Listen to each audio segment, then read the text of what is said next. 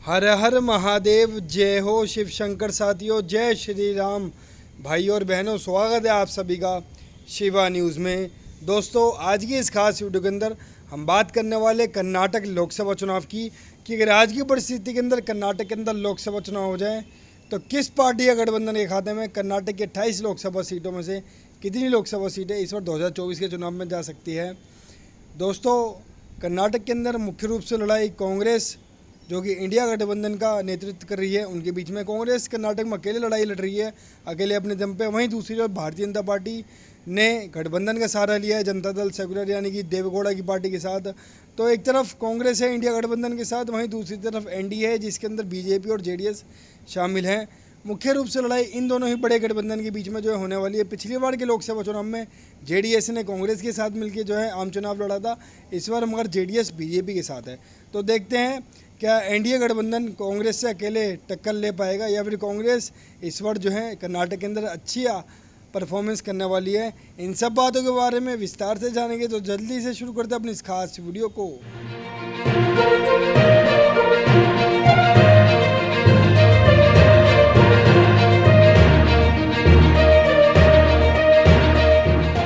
तो दोस्तों, जल्दी से अपने इस कर्नाटक लोकसभा चुनाव के सर्वे को हम शुरू करते हैं। साथियों, ये सर्वे हमने पूरे कर्नाटक की 28 लोकसभा सीटों पे किया गया है, जिसके अंदर तकरीबन हमने 4.5 करोड़ लोगों की राय इस पूरे सर्वे के अंदर लिए, जिसके अंदर पूरी 28 लोकसभा सीटों को हमने शामिल किया है। तो इस सर्वे के अंदर सबसे पहले हम आप सभी को बताएंगे वोट परसेंटेज कि इस गठबंधन के खाते में कितने प्रतिशत जो है वोट जा सकते हैं। फिर बाद में हम सब बात करने वाले सीटों की। तो आइए सबसे पहले हम जानते हैं वोट परसेंटेज। लगभग 4% वोट इस बार जो अन्य राजनीतिक दलों को कर्नाटक लोकसभा चुनाव में हासिल हो सकते हैं। केवल 43% वोट पे पूरा एनडीए इस बार सिमट के रह सकता है कर्नाटक के अंदर, जो कि बहुत बड़ा झटका है बीजेपी के लिए, क्योंकि एनडीए के लिए। क्योंकि पिछली बार अकेले अपने दम पे बीजेपी ने यहाँ से 50% वोट से अधिक हासिल किए थे, जो कि अब गठबंधन करने के बावजूद केवल 43 पे टक रहा है।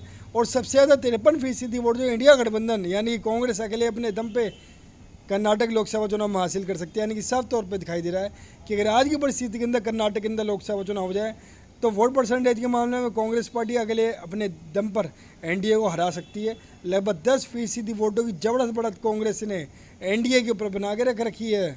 तो दोस्तों, ये तो बात थी वोट परसेंटेज की, जिसमें साफ तौर पर दिखाई दे रहा है कि कांग्रेस पार्टी को आने वाले कर्नाटक लोकसभा चुनाव में ज़बरदस्त एडवांटेज मिल सकती है। अब बात करते हैं कि अगर इस वोट परसेंटेज को हम सीटों में कन्वर्ट करते हैं यानी कि ट्रांसलेट करते हैं, तो कर्नाटक की 28 लोकसभा सीटों में से कितनी सीटें एनडीए को मिल सकती है, कितनी सीटें इंडिया इस बार जो हासिल कर सकता है और कितनी ही सीटें जो है अन्य के खाते में जा सकती है। अगर आज की डेट के अंदर, आज की परिस्थिति के अंदर कर्नाटक के अंदर जो है लोकसभा चुनाव हो जाए तो कर्नाटक के अंदर अन्य राजनीतिक दलों का इस बार कर्नाटक लोकसभा चुनावों में खाता भी खुलता हुआ नजर नहीं आ रहा है। केवल 7 सीट पे पूरा एनडीए गठबंधन का इस बार जो है कर्नाटक लोकसभा चुनाव में सफाया हो सकता है, जो कि बहुत बड़ा झटका है बीजेपी के लिए, एनडीए के लिए। क्योंकि पिछली बार अकेले अपने दम पर बीजेपी ने यहाँ पे 26 लोकसभा सीटें हासिल की थी, जो कि अब गठबंधन करने के बावजूद केवल 7 सीट पे पूरा एनडीए बीजेपी का गठबंधन सिमट के रह सकता है। और सबसे ज़्यादा 21 लोकसभा सीटें जो इंडिया गठबंधन यानी कांग्रेस अकेले अपने दम पे कर्नाटक के अंदर हासिल कर सकते हैं। यानी कि साफ तौर पे दिखाई दे रहा है कि अगर आज की परिस्थिति के अंदर कर्नाटक के अंदर लोकसभा चुनाव हो जाए तो कर्नाटक के अंदर एक तरफा लहर कांग्रेस पार्टी के पक्ष में जो चलती हुई दिखाई दे रही है। तो 2019 के लोकसभा चुनाव में कांग्रेस ने महज 1 सीट जो है यहाँ से हासिल की थी, वो भी जेडीएस से गठबंधन करने के बावजूद। मगर अब 2024 में ऐसी परिस्थिति बदल गई है, कांग्रेस अकेले अपने दम पे 1 सीट से बढ़कर 21 सीटों पर आ रही है और भारतीय जनता पार्टी का एनडीए गठबंधन का अकेले अपने दम पे जो कांग्रेस सफाया कर सकती है। यानी कि साफ तौर पे दिखाई दे रहा है कर्नाटक की जनता ने कांग्रेस को चुन लिया है, राहुल गांधी जी को चुन लिया है।